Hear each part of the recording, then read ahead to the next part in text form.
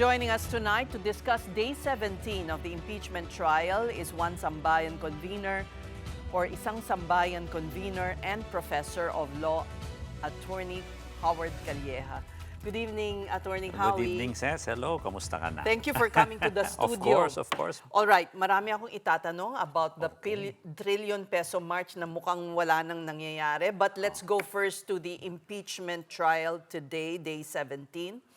Were you as annoyed as the senators at Gina Acosta? Well, Ses, I've been practicing for how many years? Ayoko na sabihin nilang decades. Pero this is expected from a witness who is hostile, who is prepared not by the prosecution, but obviously prepared by the defense. Tama yung sinabi kanina narinig natin, Senator, ex-Senate President Tito Soto. It's a template eh. Kahit anong tanong, kahit papanong tanungin, isa lang ang kanyang turo kay La Chica. Isa lang ang kanyang sasabihin, confidential. But you have to remember, Ses, confidential funds does not mean an excuse for you to spend everything. It does not mean an excuse for you not to be accountable for. Parang yun ang gusto niyang palabasin eh. Confidential, so wag mo nang tanungin. Hindi ganon eh. Hindi ganon eh. It's not that way. That's why nga there is the COA guidelines, yung sinasabi niyang 2015 guidelines, for how to spend and how to liquidate and how to report confidential funds. Klaro naman na hindi niya sinusunod. Sad to say, with all of her statements, how can she now excuse herself from criminal liability later on in the Ombudsman and in the Sandigan Bayan? So, pinain na siya ni Vice President. Pwede ba nating sabihin yun? Sinakripisyo na siya. Sinakripisyo siya, but she was a willing, sacrificial lamb because obviously with whatever she's saying, alam niya na mali yung ginagawa and she still played her part. Klaro-klaro naman, even kung makikita natin her demeanor, even yung ang nagtatanong si Ligutan na sila mismo, naririnig natin, nagbibisaya sila eh. Pero pagkausap niya in defense, hindi nga siya Bisaya, Tagalog. At saka English. May English pa. Ang mga tanong, actually. Plus, so I'm sorry, I have to interrupt you there. The defense did not make any attempt to hide. Kasi ang bibilis ng questions, English, and yet... Kaya nga, parang canned ang answers, canned ang questions, canned ang response. And anywhere however you ask, kahit hindi yun yung tanong, ang sagot lang niya is, kahit hindi responsive na sa tanong, pareho yung kanyang sagot. It is because it is implemented by La Chica and its confidential funds. We have to remember, Ses, the COA is clear. The Special Disbursement Officer is responsible. Okay. She is confusing disbursement from implementation. And implementation and disbursement are not synonymous. Hindi siya iisa. Magkaibang ibig sabihin nun. At the end of the day, ang responsable dyan si Acosta.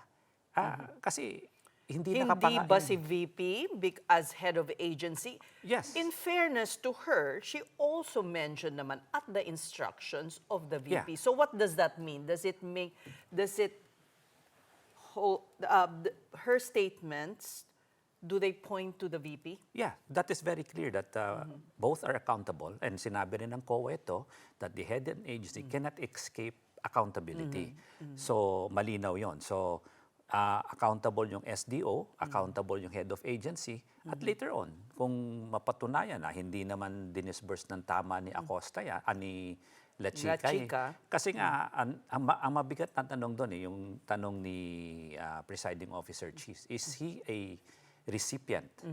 Kasi is he the final recipient? Hindi naman siya yung babayaran eh. Kasi kahit titignan mo doon sa plano, wala nga yung pangalan ni La Chica doon eh. So hindi man siya talaga bibigyan doon. So yun ang tanong, bakit mo binigay doon? At klaro, doon papasok yung sabi mo nga, si VP Sara, because sinabi niya, order ni VP Sara. But as a disbursement... Consistent naman siya doon. Yeah, but as a disbursement officer, dapat itanong niya, ma'am, bawal po ito.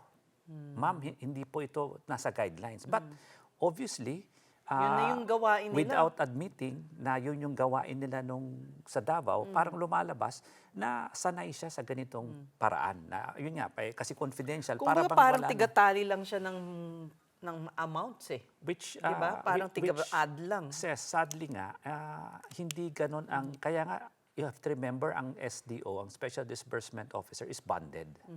Kasi kung may mali kang ginawa, o kung meron kang negligence na ginawa, ikaw ay responsible doon sa ginastos mo o doon sa perang pinagkatiwala sa iyo. You have to remember that the burden of proof is on the disbursement officer. Kasi you are accountable. Pinagkatiwalaan ka ng pera. So ngayon, patunayan mo kung saan mo ginastos.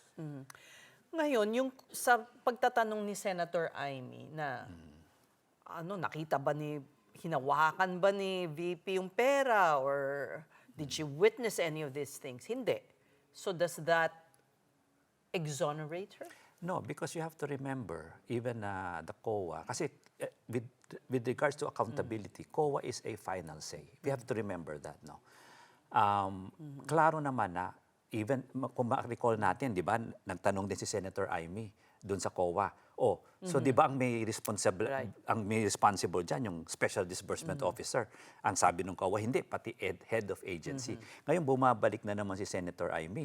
Ang sabi niya, di ba, hindi hinawakan. So pinapakita niya, hindi nakailam si Senator Amy. Pero ang nakalimutan niya, sabi mo nga, inuulit-ulit naman ni Acosta na ang utos galing kay Senator Amy. At kung talagang ang punto ni Senator Amy, si Acosta ang may sala, bakit hindi niya binigyan ng follow-up na since hindi hinawakan niya ni VP Sara, do you agree with me that you are the ultimate responsible? Di dapat binanatan niya ng ganun yung kanyang... Hindi, pinaiyak niya nung...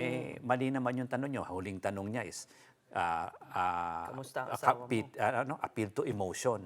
Di ba? Kung ganun, kasi di ba logic yan, hindi siya. O sinong responsable? Dapat ganun ang bagsak. Hindi. Obviously, she was just there to exonerate the VP.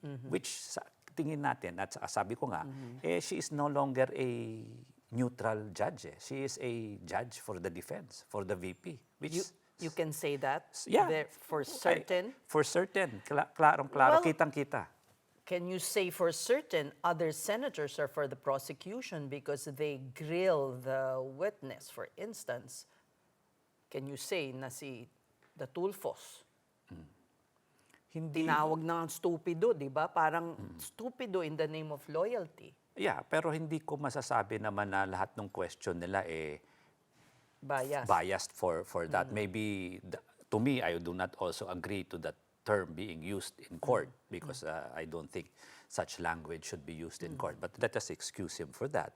Nonetheless, I wouldn't say that the track record of the questioning that has been done for the past 17 days would show or reflect a bias to the other side. I do not call somebody who just asked for clarificatory or who would not go leaning to the Vice President as against the Vice President already. Pero kung titingnan mo naman yung Cayetano siblings, si Amy Marcos at saka si Robin Padilla, it's either their questions are in Pluto, out of this world, or talagang sumisentro. Kasi you are not there to destroy the witness. You are there to clarify. Ang ginagawa nila, sinisira nila yung witness, which sadly, they have a weak, tawag dito, chance of doing because matitibay yung ebidensya at saka matitibay yung dokumento. Yan ang paniniwala mo. Well, So, yeah. So So far, okay. I'd like to ask you if the prosecution was correct because bringing in a hostile witness is a risk. Yes. So did they decide well in the case of Miss Acosta? Well, sa akin maganda yung pagkakalatag nila and as far as the prosecution for the hostile witness are concerned. I wouldn't agree maybe in the entirety of how they ask questions because style nila yon. Ako as a litigator, I would have my own style and maybe I would ask some questions differently. But, Like for instance? mahirap naman magtanong. Ses, baka sabihin, tinuturuan ko sila. Sige, Wag na lang ganun because siyempre that's okay. their professional. Alright. But ang ano doon is, kung tama na tinawag, I would agree na dapat tinawag. Kasi pwedeng hindi tinawag ng depensa yan eh. So sa akin that is... Kasi kumbaga tinuro na niya si VP Sara yes, dun sa hearing. dun sa hearing. But I'd like to ask you, although she could not remember, but this was pointed out by the respondents' lawyers also, na 2023 pa sila nagbigay. Pero yung AOM, napaka-late naman ng COA binigay nung kailan nagka-hearing na sa House. Well- that is a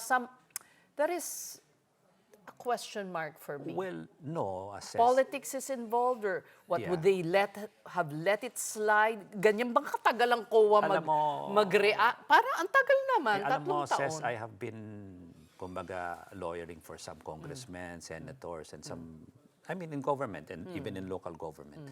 Makikita mo na yung AOM nila o yung response ng COA. Sometimes, kasi post-audit sila eh. After the fact sila eh. Yan nga eh. So, hindi sila, Takes they long. don't audit during or pre or during. It's a post-audit thing. So talagang most of Takes the time. time, it takes a year or sometimes even 2 years. Sometimes even the audit, especially in local government, 3 years lang. Minsan tapos na yung term eh. Nag-audit pa. Ganun talaga. I mean, it's not something. Sana the wheels of government also move faster, no? Yeah, I agree with that. But sabi ko nga, yan So it's not a matter of politics, hindi but politics. really it took time. Kumbaga hindi, kasi kumbaga kahit sa kunyari sa budget, sasabihin nila, meron ka pang disallowance o meron ka pang AOM nung year ganito. Ito nang, kunyari, pinag-usapan na natin yung budget. So they're still fixing. Kasi pag AOM, you still have a chance to fix Well, it. I recall the COA witnesses saying they're short of staff also. Well, that's always, palagi sinasabi, short of staff, short of funding. Pero kung nakikita mo, linulustay naman ng 500 million or 600 million O, yun na nga. from confidential funds na hindi, magsasabi ka, wala ba talagang pera? Wala ba talagang pondo para Eksakto. magdagdag ng staff, ng Yun tao? na nga eh. Yun na nga eh. Parang ang dami nating nakikitang nasasayang na pera. Wala pa ako sa flood control, sandali lang. Pero inaantay ko yung maleta natin hindi pa dumarating. Teka, yung meeting with the respondents' lawyers, was that unethical? Kasi kung last week, alam namang nasabina na siya eh. Was that ethical? Can that be questioned? Sa akin, kasi naman you have to remember, technically she is a respondent's witness. In the same way na the prosecution also has their own witness, you cannot take it away na either I-coach siya. side. Yeah, well, I wouldn't say coach. You brief sila. Di ba? Pangit naman na kino-coach. Pero sad to say, Obviously, coach. with this answer, hindi siya, kasi kung makikita mo yung mga previous testimony, diretso yung sagot eh. Klaro. At saka kung may tanong, may sagot. Ito, kahit anong tanong, isa lang yung sagot. So, canned nga yung Tsaka she never used the word confused in her previous Yeah. Biglang, I'm confused. Kaya nga. At saka, how can she now say anything different? Pero the point is, yun nga eh, parang, as I said, as Tito Soto would have said, talagang template eh. Sadly, makikita mo, sabi ko nga as a lawyer, as a litigator, kita mo na pag ganyan, if you were the judge, talagang kita mo na this person was coached to say, kahon. Itong kahon lang na ito. Now, why is the prosecution still weighing La Chica's being summoned, or asking the court for a subpoena for Colonel La Chica? Well, ako kasi, unlike Acosta, kung iba yung sabihin niya, you have a transcript to say, oy, ito sinabi mo. Dun sa Diba? hearing. Dun sa hearing. Meron na siyang Oo. kumbaga. So you cannot say anything outside of what you already said, no? So more or less alam na nila yung testimony ni Acosta, but La Chica is a question mark. Kahit You na don't eh. know. Mahirap pag-imbento ng mga pangalan na But ano pa bang i-excuse niya? in a litigation, you do not risk something that you are unaware or unsure or unknown. If I were the one to present it.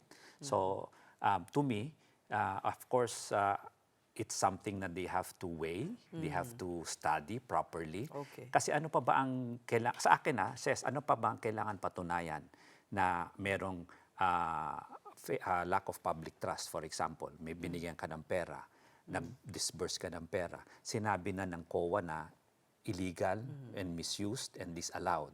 Sinabi na ni Acosta na order ni VP Sara. Kumbaga, sa akin, Solid solid na yon. Hindi na kailangan. Now, it's up to the defense to say na, ginastos namin, dito yan. Now, The burden is on them the now. burden is on them. Kaya nga, why would I present a witness on my side na Who hindi might ko... benefit the other side. kung hindi nila ilabas yan, hindi ko rin alam. So sa akin, it's something that they have to study So, carefully. If you're saying solid na yung case ng prosecution, what is the defense to do? How was their cross-examination earlier? Kung titingnan mo yung cross-examination nila, para bang ano lang eh. Kasi ipit sila, how can now they discredit the witness? Testigo nga nila yan. Di ba? Technically, you cross-examine. Kumbaga, they have a very narrow space. You discredit two things, no? I mean, of course, but mainly you discredit the document or the object evidence, and you discredit the credibility of the witness. How can you discredit the evidence? Ebidensya rin nila yon. Acknowledgement receipt din nila yon, di ba? How can you now discredit So, taling-tali ang kamay nila. how can you discredit the witness? Testigo nga nila yun. Kaya nga hostile witness because that is in favor of the defense, not in favor of the prosecution. That's why, if you see it, maiksi, kaya maiksi lang yung cross nila. At kung titingnan mo, ang galing nung English, parang kahon. What can you say about the relative youth of the lawyers on the respondent's side? Well, Is it, wala bang gustong mangahas? hindi naman. Okay. I'm sure there would be lawyers. And you remember, they have a big law firm, Fortune is there, whether or not they would like to present physically or themselves. Now, I see Narvasa there at the sidelines there every now and then si Attorney Sheila is there. Whether that is a tactic or that is their strategy, I leave it up to them. But What do you think of it? How would you assess ako, that? I would look at it as parang they're playing the underdog card. Ako I mean, if you look at it, kasi parang, kung titignan mo, si Vice President Sara is doing the victim and the underdog card. So even by the presentation of their lawyers, I'm not saying that they're not qualified because once you pass the bar, pare-pareho na tayong abogado, we're all qualified. But if you look at experience, titignan nila, kung tatapatan mo naman si Lorna at saka yung bata or yung si Liguatan at yung mas bata, this other guy, I think, just passed a few years ago. So, kung titingnan mo, yun nga, I think they're doing the underdog card, parang the victim card at this point in time. Okay, kasi baka masyadong mukhang on the defensive too much kung malalaking Well, big guns ang ilabas. pero kung titingnan mo natin, the past two impeachments, talagang battery of lawyers left and right. So, it doesn't really sa akin, kasi sa akin, we should not look at who the lawyers are But I would rather have the audience or the people look what is the evidence presented. Kaya nga ayoko yung nag-away yung abogado. Wag na natin pag-usapan yun. Pag-usapan natin ano ba yung ebidensyang... Extraneous na yun. Kasi whether or not nag-away yung abogado or whether or not mas maganda si Lorna dun sa isang abogada, that would not win the case. What would win the case is what the testimony of the witnesses say or did not say and what the evidence or the documents prove or did not prove. Okay, now, with the Habagat, we are all suffering from the flood control mess. And, it looks like there's a double standard somehow because all resources are now being given to the impeachment trial, it looks. Well, okay, it's just uppermost some in resources, people's yeah. minds because every day we, at least from Monday to Wednesday, We hear it. we hear it. And then the flood control scandal, walang nangyayari. I mean, no big fish yet in jail. It seems stuck, despite what the president has said for 2 SONAs now. Well, Anong ginagawa ninyo? well, put it this way, Ses. We are not, we are Not appreciative. that you're to blame, yeah. but I mean, where is the rage? We are appreciative that itong flood control ay inopen up ni Presidente, number one. We are appreciative that, let's say, a senator or some senators, some congressmen, contractors has already been in jail. And then Walang congressman, meron na ba? meron nasa nasa ombudsman, I think. Ex-congressman. Tapos meron nasa ombudsman. And then, di ba, I think Bonoan is still in jail, so that's a secretary and some other Okay, but still, there are more. Yeah, but that's what I'm saying. On the other side, we want something faster. Okay.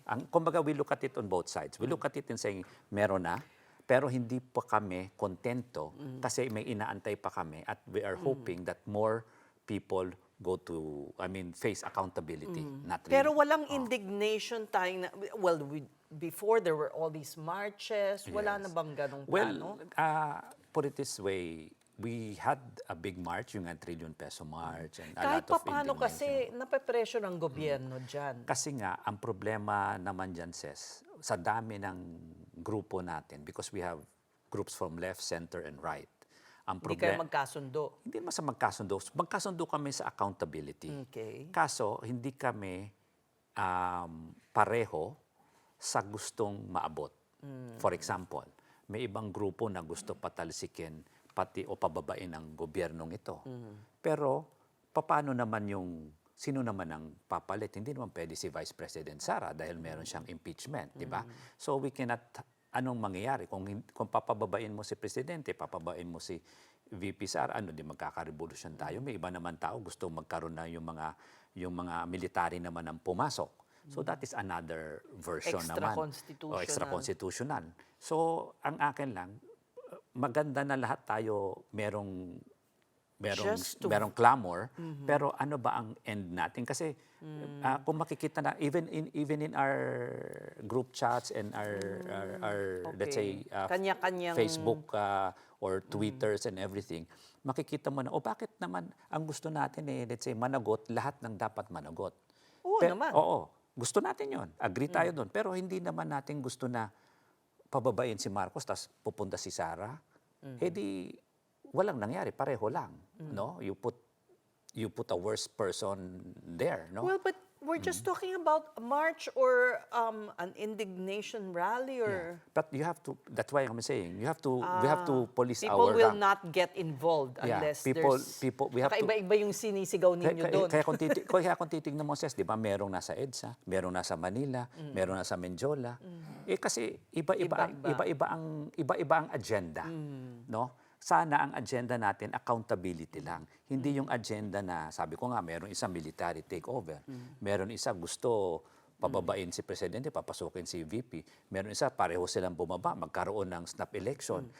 Ano bang gusto natin? Di ba, magulo na nga tayo, wag pa nating guluhin. Okay. So anong gradong mabibigay mo ngayon sa gobyerno sa kanilang paghahabol sa mga... And we're talking like, kaya nga trillion, di ba? Kasi nasa trillion peso ang nasa trillion peso ang nawaldas na pondo. Can you imagine, ha? Yeah, but we have to also think, kailan ba nagsimula ito? Sinabi ni Diskaya, nagsimula ito panahon ni Duterte, 2016 nung namayapag sila. So, bakit natin titingnan lang ng 2022? Hindi natin tingnan up to 2026. At saka kami, in Isang Bayan and most of the people in the civil society, sabi ko nga, hindi kami tumitingin flood control. Meron pang DepEd, meron pang tawag dito, Pharmally, meron pang ibang klaseng, kumbaga we are looking at all issues of government, not only in one. Kumbaga, kasi hindi lang naman flood control ang corruption eh. Maraming klaseng corruption, and even before this administration, maraming corruption. Yes, but flood control was really just too scandalous. The amounts are too big. So, wala pang activity, so far, wala namang activity ngayon na in the sense of hindi rin tayo makalabas dahil baha o ulan. In a sense of a march like that, no? Pero continuous naman yung advocacy natin. Katulad, for example, ilan sa grupo namin ang nakatutok sa impeachment? Dahil karamihan dyan, complainant din. ilan din sa amin ang naging complainant din doon sa ibang mga, kasi yung flood control, we have to look at it localized na. Kasi per area na yan. Hindi naman yan, kahit trillion siya. Oo nga. Meron siya, let's say, Okay. dito 100 million, dito 50 million, but we dito mean 200 the big million. fish. And baka naman, may mga abogado kayo, wala bang tulungan nyo naman yung ombudsman. Parang nag-atrasa na lahat ng witnesses in the Hindi naman, case of the former speaker. tumutulong naman kami kay, ang pangalan nito, kay Ombudsman Boying. No? But if you look at kung sinabi mo, nag-atrasan yung kay former speaker, sa amin, hindi nakagulat-gulat yung mga recanting na yan. Marami, I mean, in my practice again, maraming recanting na yan. Pero I give an example, nag-recant si Gutesa. If you ask me, he is a zero balance. He wasn't supposed, the case should not have depended on the Maleta boys at all. Yeah, pero kasi yun ang sinasabing, yun ang nagturo kuno, allegedly. Yeah. But if you don't have him anymore, sa akin, he's a zero balance witness because anything he says, to me, is not credible Yeah, anymore. In the same way na yung mga ex-marines na sinabi nilang may nag-recant na iba. So, kahit mayroon pang natirang sa 10 doon, tapos 5 dito, But sinong imagine paniniwalaan mo for ngayon? the US to cancel his visa, that's telling because they won't do that unless there's some strong evidence. Yeah, well, sa akin, that depends on them because baka naman merong issue abroad kasi di ba meron daw other things supposedly. Properties. But kasi ako, I'm a lawyer, so I go where the evidence leads me. If the evidence leads me to him, then, or to whoever, why? Why not, di ba? Now, if there's no it's tough. evidence, I'm not somebody to Okay. call out a name without evidence. Wow, we almost consumed half the show. Thank you so much. That was Professor of Law and Isambayan Convener, Attorney Howard Calleja.